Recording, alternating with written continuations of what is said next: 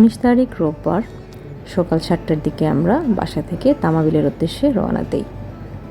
Zohran এর আগে দুবার গেলেও কিয়ানের এটা প্রথম ট্যুর। সিলেট থেকে তামাবিল পৌঁছাতে 1 ঘন্টা 15 মিনিটের মতো সময় লাগে। বাংলাদেশের ইমিগ্রেশন শেষ হওয়ার পর ডাউকি পোর্টে যেতে হয়। সেখানে নেয়ার জন্য একটি বাস আছে, সেই বাস সব যাত্রীকে ডাউকি পোর্টে নিয়ে যাবে।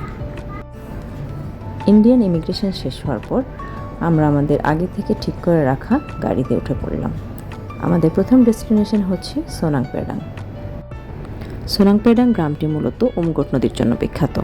টুরিস্টরা এখানে এই নদীর ক্রিস্টাল ক্লিয়ার পানি দেখতে আসে। এখানে একটি ঝুলন্ত ব্রিজ আছে। এই ব্রিজের উপর থেকে নিচের দিকে তাকালে ক্লিয়ারভাবেই নিচের পাথর, পানি সব কিছু দেখা যায়। অনেকেই এখানে আশেপাশের হোমস্টে বা ক্যাম্পে থেকে যায়। এইখানের উঁচু উঁচু পাহাড়, স্বচ্ছ পানি, ক্রমাগত বয়ে চলা পানির ঝমঝম আওয়াজ টুরিস্টদের খুব অ্যাট্রাক্ট করে। আমরা এখানে কিছুক্ষণ সময় কাটালাম, ছবি টবি তুললাম। তারপর আমরা আমাদের পরবর্তী ডেস্টিনেশন ক্রাংসুরি ফলসের দিকে রওনা দিলাম। রাস্তায় আমরা অদ্ভুত সুন্দর একটা ঝর্ণা দেখতে পেলাম। এটা যেহেতু আলাদাভাবে মেনশন করা কোনো টুরিস্ট স্পট নয়, তাই আমরা আসলে এর নাম জানি না, কিন্তু জায়গাটা ভারী চমৎকার ছিল। রাস্তার দুই পাশে সারি সারি পাহাড়, মেঘ আর সুন্দর সুন্দর নাম না জানা অনেকগুলো ঝর্ণা দেখতে দেখতে আমরা ক্রাংসুরিতে পৌঁছালাম। ক্রাংসুরি ফলসে নিচে পৌঁছাতে হলে অনেকটুকু জায়গা হেঁটে যেতে হয়। তো আমরাও হাঁটা শুরু করলাম। হাঁটতে হাঁটতে একটা জায়গাতে গিয়ে দেখলাম সেখানে ল্যান্ডস্লাইড হয়েছে। ল্যান্ডস্লাইড হয়ে রাস্তা প্রায় বন্ধই হয়ে গিয়েছিল, কিন্তু পরবর্তীতে তা সরিয়ে আবার হেঁটে যাওয়ার রাস্তা করে দেওয়া হয়েছে। ঝর্ণার নিচে যাওয়ার আগে এরকম একটি ভিউ পয়েন্ট আছে। ভিউ পয়েন্ট থেকে দেখতেও ঝর্ণাটিকে খুব চমৎকার দেখায়। ঝর্ণার ওইদিকে পাহাড়ের উপরে একটি দারুণ লেক আছে। লেকের পানির রং গাঢ় সবুজ হলেও ঝর্ণার নিচের দিকের রংটা সি গ্রিন। ওই যে দূরে জাহরানকে দেখা যাচ্ছে। জাহরান খুব এক্সাইটেড ছিল এই ট্রিপ নিয়ে। সে প্রত্যেকটা স্পটেই আমাদেরকে ফেলে একা একা দৌড়ে দৌড়ে নিচে নেমে যেত। এখানে দুই দিকে দুইটা রাস্তা গিয়েছে। একটা রাস্তা দিয়ে আসলে আপনারা এভাবে দেখতে পাবেন ঝর্ণার উপরের দিকের লেক থেকে নেমে আসা পানি সব কিছু এখান থেকে দেখা যায়।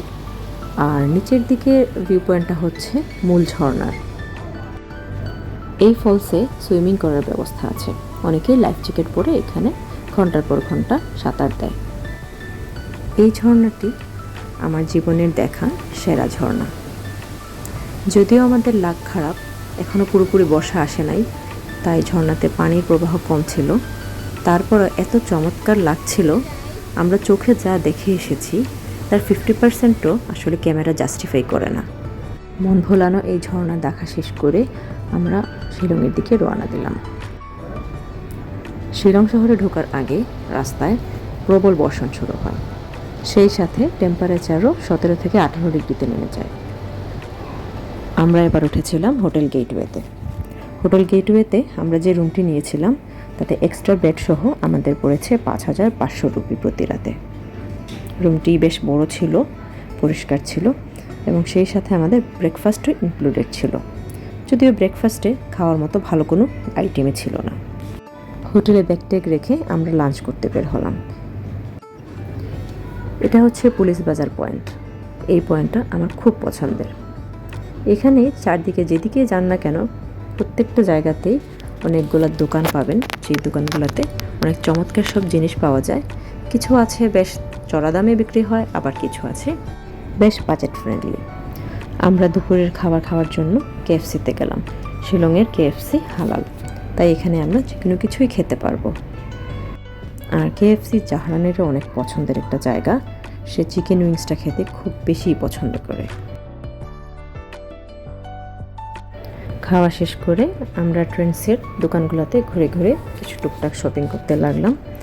ট্রেন্ডসের এই জুতার দোকানটা আমার খুবই পছন্দের।